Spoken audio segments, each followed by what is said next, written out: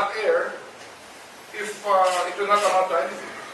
Because what does he expect to do? Does he expect to go to the country and take over a judicial system? Is he issuing a challenge to our government? I don't think so. I think we all act within the bounds of international law. We are a functioning democracy. Our judicial system is functioning. You yourselves are a witness to that. You know that the courts are just here, the Supreme Court is just beside us, the Court of Appeals is just the other block. The police are doing their duty. The prosecution service is here behind us. We are a sovereign country that has a functioning system. So I don't see what the racket is all about. Because as far as we're concerned, we're not members of the ICC anymore. And he cannot have any compulsory process in our country if he wants to investigate what he wants to investigate. And we submitted all of these things to the ICC out of comity, out of the principle of comity. And nothing more, nothing less. We are not there complying with anything because we are not members of the ICC anymore. So I just hope that this matter is not politicized not weaponized by people in the political opposition, because this is a sovereign matter for us to decide as a country. And you know, we live in a country that's democratic, and we have freedom of speech and of the press, and we know what to think in our own country. Sir, do you know how many cases exactly you submit the documentation at least to the ICC? Because if I recall the ICC prosecutor, he said that nothing in the observation nor in the hundreds of pages of associated annexes substantiates that criminal proceedings actually have been or are being conducted in anything more than a small number of cases. We do everything at our own pace in our own country. This is our country, not their country. Not Khan's country, not the prosecutor's country. So we do everything here in accordance with what the rules and the laws of our country. We have been in office for 80 plus days.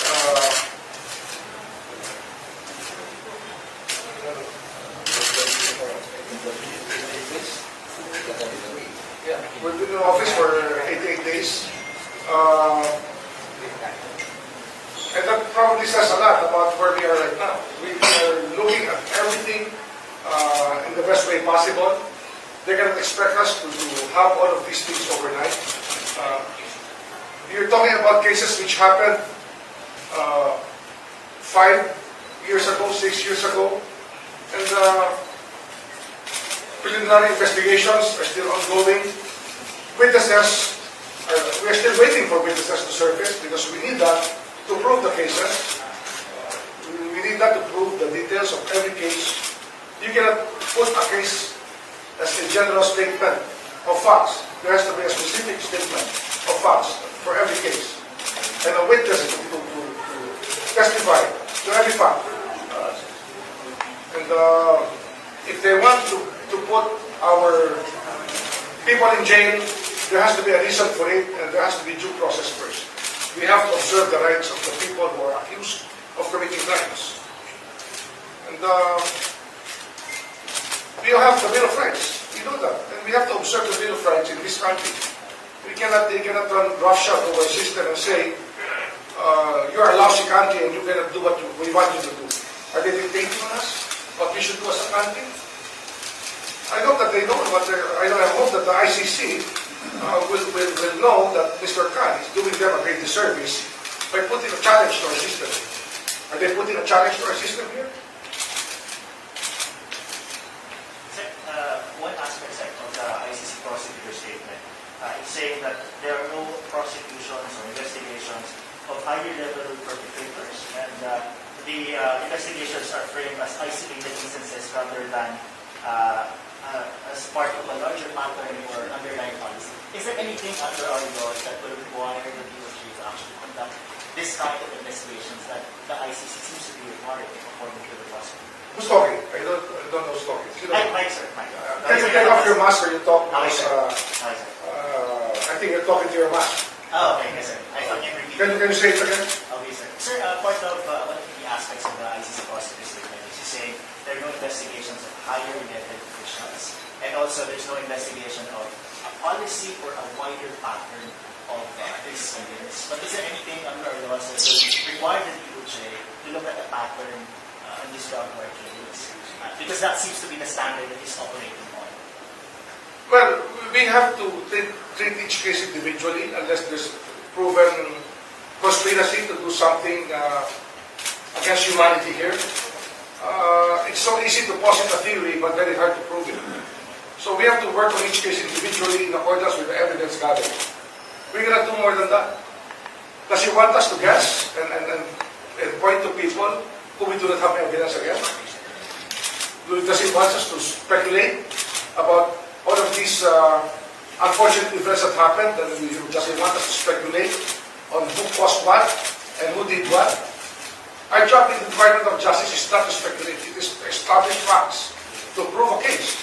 And of course, nothing is more important than the rule. Last step for me, what's the next step? Because Sojan Dibaran said the government is deciding whether to file a reply. We're continuing our inquiries. We're continuing our investigations. We're not stopping. Well, we are hoping that there will be more witnesses to come forward. That's what we need here. Kung walang testigo, paano ang kaso? Do you think we should convict anybody based on a case that has no witnesses and no evidence?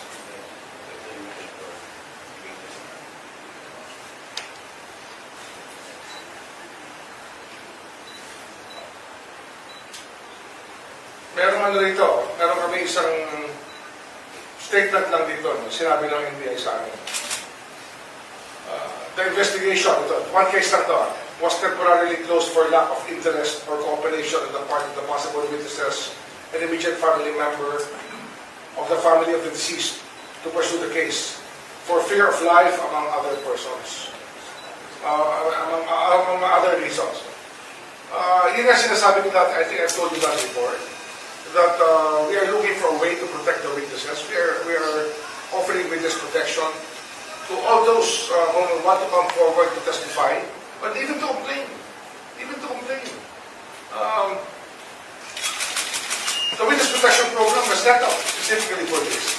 The public money was put into the witness protection program so we can help people solve cases. And the witness protection program has worked very well for our country in the past years. So, the unfortunate thing here is, here comes a foreigner who thinks that he knows the Philippines more than we do, who thinks that it is so easy to run government from our side of the fence. Because madaling magbiron eh. Madaling kasi magbiron sa Tagalog. Madaling magbiron, madaling magturo, madaling pumuna, di ba? Madaling magtiyag at magsabi ng iyong magpuna. Pero ikaw ang magposa, pinalalagyan ng mga nagtatrabaho, anong yung gagawin pag ikaw yung narin dito? It's very frustrating sometimes, but we cannot be frustrated. We cannot make this a reason for us to stop working. We go here every day to work because it is what we do. It is what we do for the country. Sir, Robert, tanong ko, Radyo Pilipinas. Sir, plano niyo po kung magsagawa ng reply pa doon sa ICC na comment? We're not members of the ICC. We are doing this out of the principle of committee. Again, I tell you. We are being courteous to them. And if the person wants to be in a political, to appear in a political spectrum, maybe he should run for office. If he can, acquire Philippine citizenship and run for office. Because as far as I'm concerned, he's not a Filipino. He's not occupying a position that can make us do things against the law. We follow the law in this jurisdiction. It is Philippine law that we follow. Pero, sir, sa sir, yun nga, you said that already. Pero, sir, sa tingin niyo po ba personally, dapat matubang mag-apply or hindi? Hindi na. Ito lang kasi, syempre, sa dami ng tanong na papasok sa atin, mabuti lang alam niyo yung sinasaroon natin at iniisip natin. We don't want to be hiding from anybody in this regard. We're just being true to ourselves to tell you the most candid thing that we can say about this whole thing. We're just being honest with you. Ano po mangyayari dahil hindi kayo Hindi naman tayo kasama sa kaso talaga eh, di ba? We're not even part of the ICC. So what will they take over our country? Are they going to send peacekeeping forces here and take over our military and our police and start running a show for us? Are they going to take over our justice system? I don't think anybody here would allow that. Diba? Sir, speaking of witnesses, sir, ICC prosecutor, just wanted to raise some question, especially the genuineness of the DOJ investigation. Eh, you know, walang attempt to interview witnesses. Can you say that? We have very good prosecutors working for the DOJ. And they all work on the same principle that we work with witnesses who can tell us what happened by their own personal recollection. There's a rule of evidence on that matter. So, if they want to ascribe a political motive, it's their problem, not my problem. We are doing our jobs here. Sir, meron of PTV4. Sir, balikan ko lang yung sinabi niyo kanina na more than 80 plus days na kayo in office. 88 days. Opo. Sir, sa 100 days ng Marcos administration, ano po yung mga masasabi ng highlights ng mga nagawa ng DOJ? I think that we're preparing a report now. We're preparing a report. But we are doing something about the justice system.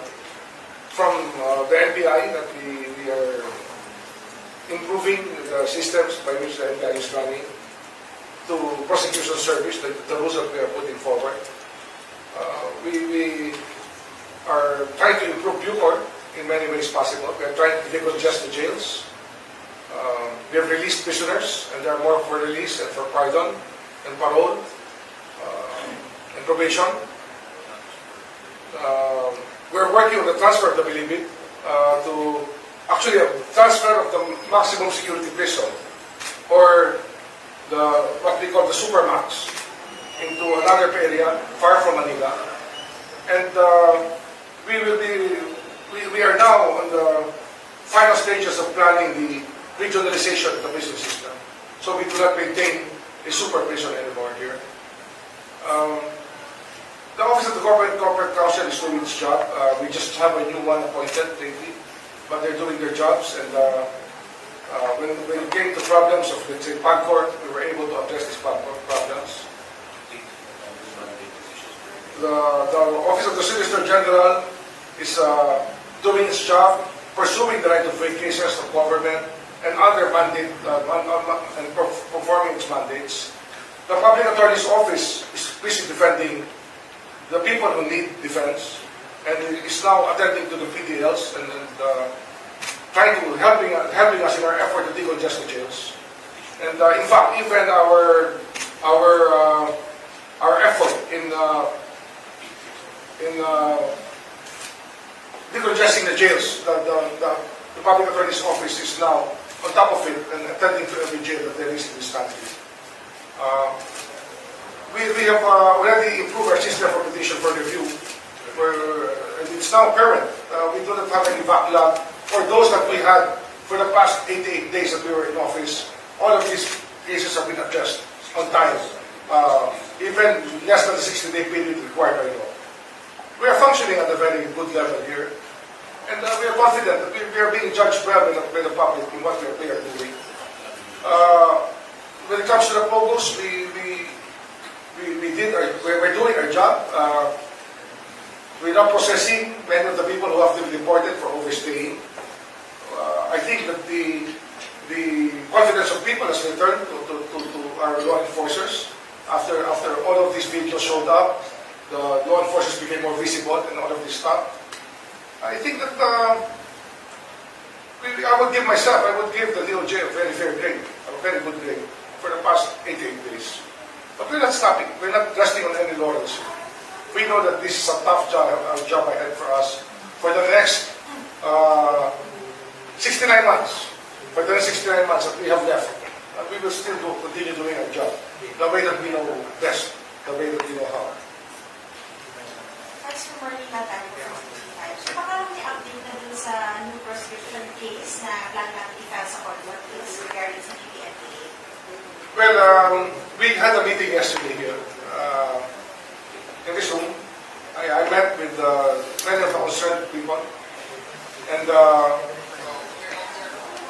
we're just planning out, we're mapping out our next moves for the prescription case. So, abangan na lang, no? Let's not preempt ourselves about this matter.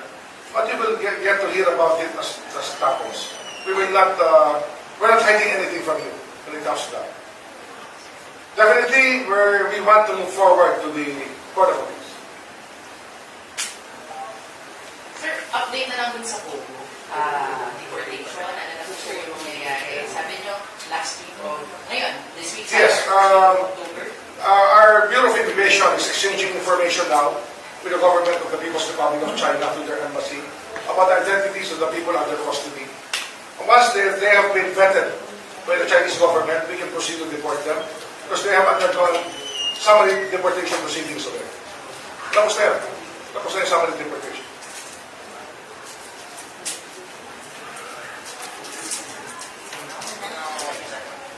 Okay? Thank you, ha. Salamat, salamat.